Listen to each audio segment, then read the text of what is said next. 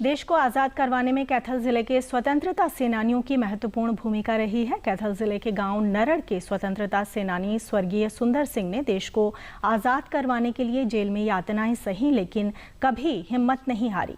उनकी पत्नी चावली देवी ने बताया कि उनके पति नेताजी सुभाष चंद्र बोस की प्रेरणा से आज़ादी की लड़ाई में हिस्सा लिया। स्वतंत्रता सेनानी स्वर्गीय सुंदर सिंह ने अपनी पत्नी से ये प्रण लिया था कि वो अपने बेटे, पोते और आगे आने वाली संतानों को देश सेवा के लिए सेना में भेजेंगी।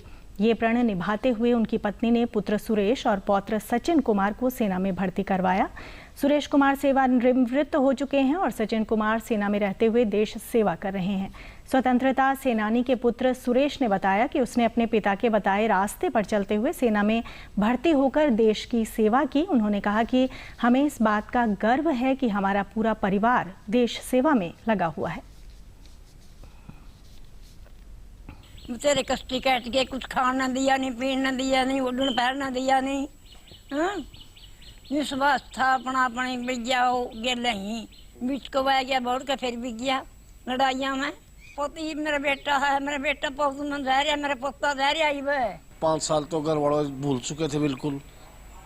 जो परिवार था मेरे फादर को बिल्कुल भूल चुका था कि वो तो खत्म हो लिए, अपने देश की आज़ादी की लड़ाई में शहीद हो गए। लेकिन अचानक आया तो पूरा गांव उनको देखने के लिए आया। उसके बाद उन्होंने मेरे को फौज में भर्ती करवाया देश की सेवा के लिए। मैं अपने 18 साल पूरे करके हवलदार से रिटायरमेंट हो गया।